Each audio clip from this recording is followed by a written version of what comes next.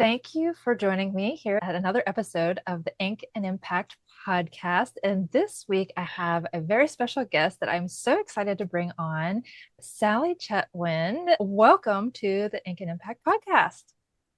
Thank you for having me. This is really quite a privilege and a pleasure. Yeah, I don't even remember how we first met, but we've been working together with the Inkwells for about over 4 years now, because I think you started that in 2021, early I in the did, yeah. spring. Yeah, I Yeah, did. It's been such a joy to grow yeah. in our writing together. We've always been working on separate individual projects. That's what the Inkwell is all about. Everyone brings whatever they're working on that week. And we've been doing that every Wednesday for 4 years. That's just incredible. But I know you've been a blessing to me as well. And I just love your joy in writing. Like, it's so easy for some of us to just go, "Arr," we're in this challenging part of our writing. And every session, you're like, I have been having so much fun. Yes, share with the listener here what you are currently working on and what you're enjoying writing about. Well, my current active work in progress, I've got two or three, is a book, a historical novel. It's a point of view from of Nicodemus, and because he only shows up three times in the book of John, because the Bible isn't about Nicodemus. But even before I was a born again Christian, which only happened as recently as 2011, I've always wondered what was his take on the whole Jesus phenomenon. He was one of the few members of the Jewish council that didn't just dismiss Jesus as another blasphemous crackpot. He was open to, who is this guy? What's he saying? Does it match with the Judaic law? And so actually, it was funny because it was Christmas Day of 2020 when Nicodemus said, "Okay, time to write my story." So I started working on Nicodemus. And I figured it was going to be a short story. I thought, well, it'd be cool to have at least the character arc done, or the story arc done by Easter. That didn't happen. Come Easter of 2021, and let's see, I think I had about 21,000 words at that point. So I don't think this is going to be a short story because I hadn't even completed the character arc or the story arc at all. That took until the following Christmas to get that story arc completed. So that was my first draft. And by then it was 37,000 words or something like that. So I started with the second draft. And I'm now up to almost 80,000 words. I'm in chapter 6, 7 of the third draft. And I'm just having so much fun building this story out. 'Cause here's Nicodemus, and it's like we don't really know anything about him. So I've created a family. He's got two sons and a daughter, and he's got some grandchildren. And, what did people eat, and what did they wear, and what about the political tension between the Jews and the Romans, and the economic times? What kinds of occupations did people have? So I've had an awful lot of fun with that. Oh, that's what I love too about you because you don't just do surface research, you do deep dives and you have purchased all these books about the ancient times and you just are able to create such a realistic environment in your reading. And I love that you're taking the time to do that. So I'm curious, some of the listeners out there might be wondering, are you writing every day? Are you writing just at the Inkwell on Wednesdays? What's your writing routine these days? Pretty much it's the Inkwell on Wednesdays. Okay. Yeah, because I'm running a business of editing, so that should be taking up more of my time. But I've always got Nicodemus on the mind, and so he'll throw me a bones constantly during the week, and I'll make a little note. Yeah. And then on Wednesdays, I'll start applying that. Sometimes I'll get into it other times of the week and just go to a place and plug in a little comment and track changes so Yeah. that I'll deal with that. Yeah. I love it. And you also are involved in helping seniors write their stories. Is that correct? At the local Yep, senior center?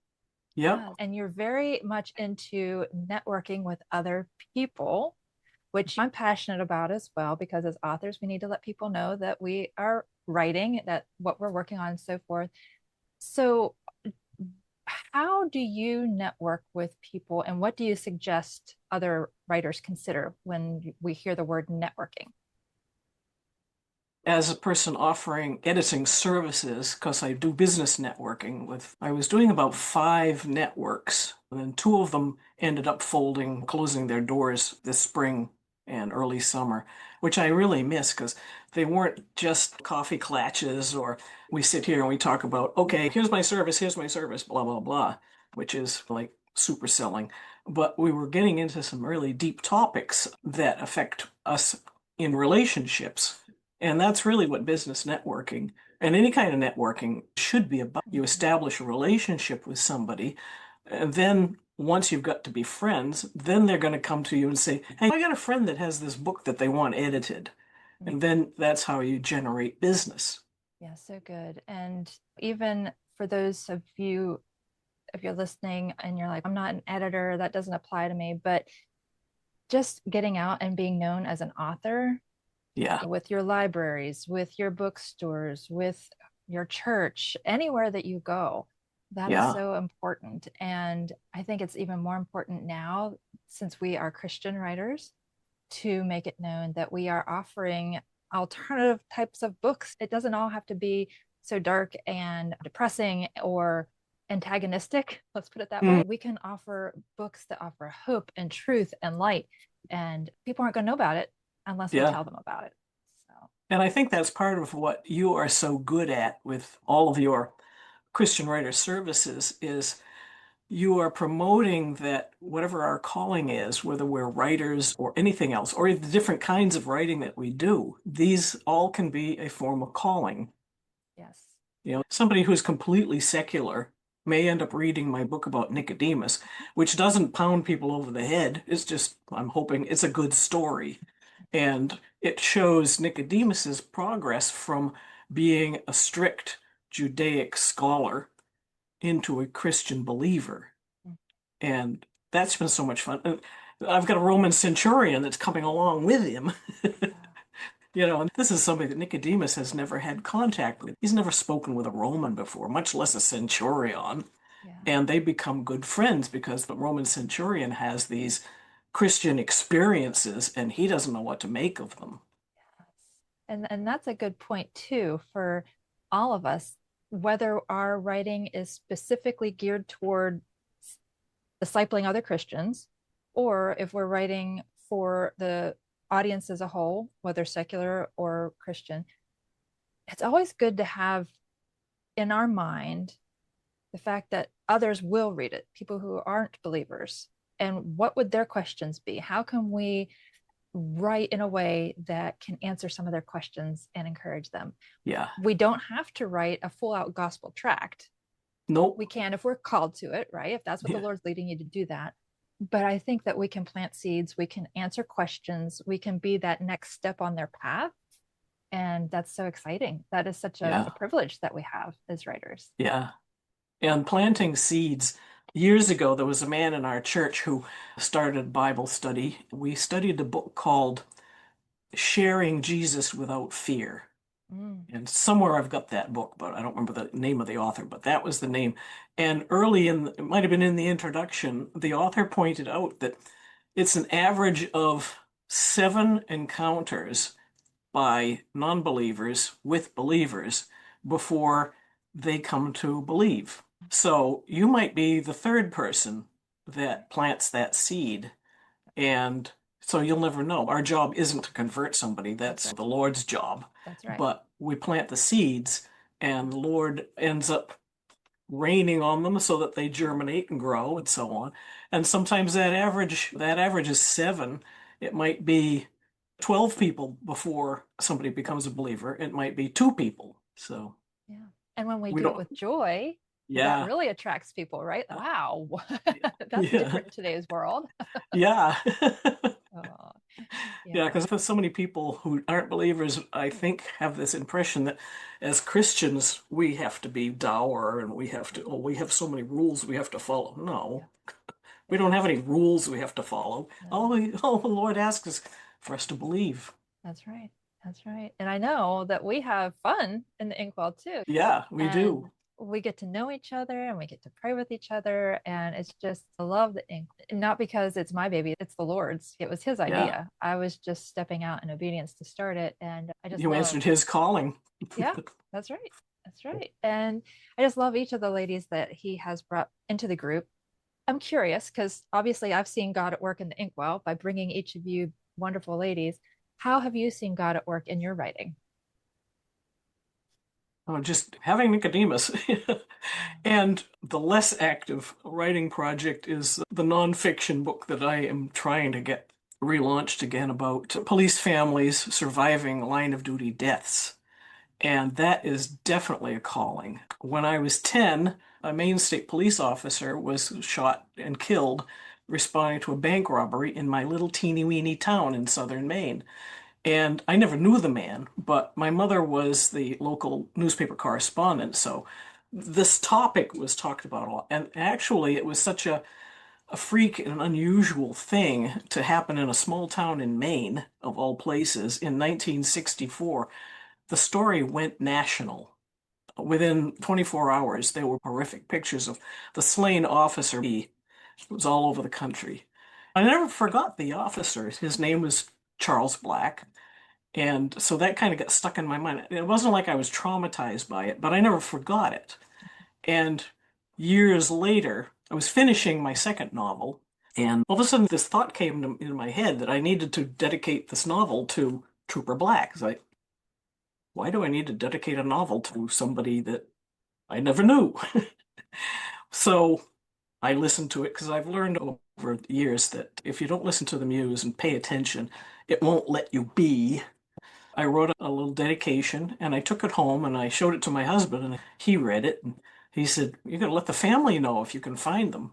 They were ridiculously easy to find because his third son was born 3 weeks after his father was killed, lives in the same house. Wow. And his mother, the widow, she's still alive. She's a feisty lady, and I've really been privileged to become a good friend. She reminds me a lot of my mother. She's just no nonsense. We'll just do this. And so I got to be good friends with them. The third son, he's like a brother. I've got four brothers. Do I need a fifth one? I think so. But shortly after meeting them and communicating with them and so on for about 4 or 5 months, it struck me. I think God wants me to write a story about police families surviving line of duty deaths because in 1964 there were no services to help. He must have had a pension from the military because he was in the Air Force for 6 years, but there was no pension for his work 6 years on the Maine State Police Force. And so here she was with a 2-year-old, 5-year-old, and a brand new baby with nothing. And people rallied all across the state. There were benefits held. There was a big banquet 6 weeks later at the governor's mansion, and the monies went to the family. And so in 2019, this kind of all blew up when Charlie, the youngest, put a Blue Lives Matter flag on the telephone pole in front of his house. And the town goes, "Arr." People that objected to that because that's a racist thing. It isn't. People are told it is. Some people believe that. And he just wanted to do it for the month of July when his father was killed, somebody he's never met. And so that triggered a lot of stuff. And the town fathers came to the widow and to Charlie and said, "What can we do? Maybe if we put a bench, we'll put a memorial bench in town to honor your husband." And Mary said, "That's about 55 years too late." And I said, "What would you like?" And she said, "I think we should establish a foundation that's going to help police families that were in her situation."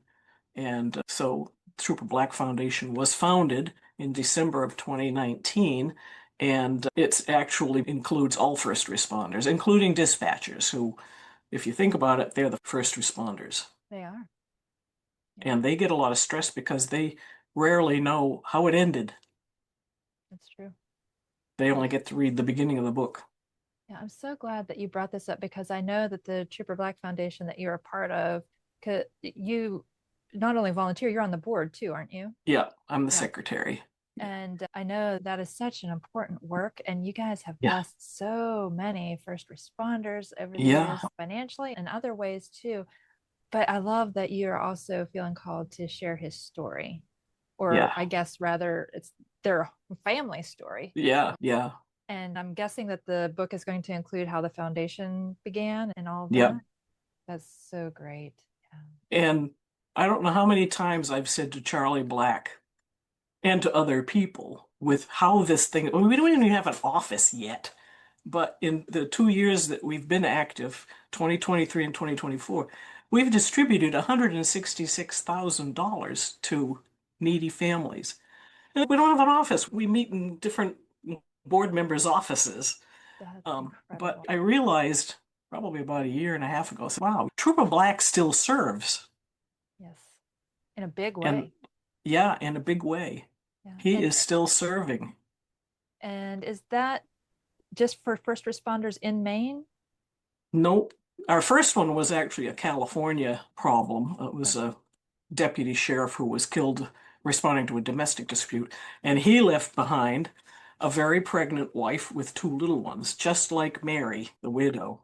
And so we sent money through, we didn't have very much at that time because we were just getting going, but we did have a small treasury. We sent $1,000 to the Tunnel to Towers Foundation, which was paying off the mortgage on that house. So we contributed that way. And since then, we've had mostly Maine people, but some New Hampshire, and I think we've had one Vermont and a couple in Massachusetts. That's incredible. We like to keep it local because most of our donors are local, Northern New England, and we figure they probably like to see their monies going to their neighbors, so to Yes. speak. That's so good. And you guys have an annual 5K fundraiser. Yeah, every October. And last year and this year, we offered remote participation. So if somebody wants to join, they can register and they can lay out a 5K in their neighborhood and run it themselves. And we will send them their race bib and a race t-shirt with all the sponsors on the back and the logo on the front. Very nice looking. I love it. It's just another example of how God can use our gifts to bless others in ways we never would have Yeah, expected. But exactly. it all comes down to having that relationship with Him so we can hear His voice. Because you were not expecting to write an introduction and dedicate it to this family, right? No, You weren't, completely out of the blue. you never planned to be a secretary on the board of a nonprofit. Yeah. Right. So God just, Yeah. He's so creative, right? Yeah. It's such a gift for us to be able to be His hands and feet here Yeah. and be the visible representation of Him. And yeah, I just love the Trooper Yeah. Black Foundation and all that you're doing with that. So thank you for bringing that up. Yeah. And I realized probably a year, maybe a little longer ago, that when I'm dead, I think to Trooper Black, my involvement with that is going to be the most important part of my legacy. Whatever my legacy may be, that will be the primary thing. Yeah, yeah, because it's helping And other people, right? yeah. And so many of us never realize what our legacy is during our lifetime. Yeah. And our words that we write live on after us too. And that's why they're Yeah. important too. You know, Yeah. our words matter and they have weight Yep. and we should treat them accordingly, but not to let us sit back and overthink and be perfectionists, which I Yeah. tend to be. Because there's no such thing as There perfection isn't, there isn't. except Just, in God. let the Spirit move through you, let Him give you the words and just move forward in obedience one step at a time, however long it takes you. Because I know you've been Yeah. working on Nicodemus for 4 years, but you've also been doing all these other things that He's been calling you to do as well. Whereas someone else might have a season where they have 3 months that they can write 5 days a week. Yeah. Everybody's different. And so Yep. we shouldn't compare ourselves.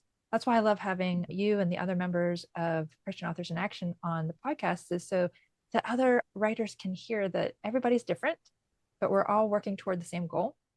I love that you bring up the immortality of our words. God gave us that gift and He gave us His word. He felt it was very important to have written word to teach Yep. us for generations to come. You started at the Inkwell and we've since morphed and included like the author marketing lab. And now we have monthly master classes and it's all called the Christian Authors in Action program. I was just wondering, share maybe some takeaways you've had since we've introduced the author marketing lab and things that you've experienced in the group. I am not that comfortable using electronics. To me, electronics is a matter of I want to be able to get into my car, put the key in, turn it on, and drive away. I don't need to know how the carburetor works.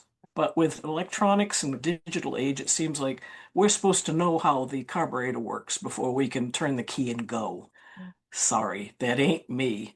yeah. So, a lot of the topics that you have presented in the Author Marketing Lab are electronic topics, ways to use different platforms, software, and some of them I may never dare step my toe into, but there it is, and it's encouraging, and it reduces an awful lot of the fear.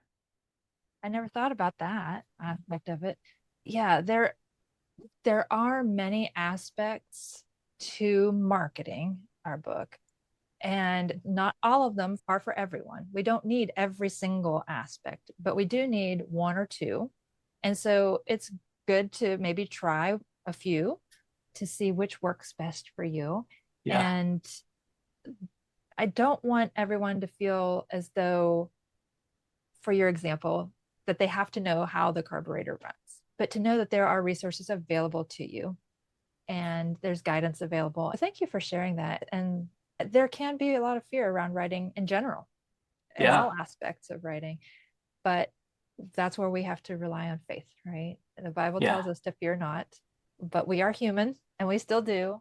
yep, But when we are surrounded by other people who can lift us up in prayer and to encourage us and motivate us to take that little step forward yep. in faith, that makes all the difference in the world. And I know that each of you in the Christian Authors in Action have supported me in all of my scary endeavors as I try new things and everything. I'm just so grateful for all of you. Yeah, I think that fear of writing, so many people are frozen in fear. So it's not going to be perfect.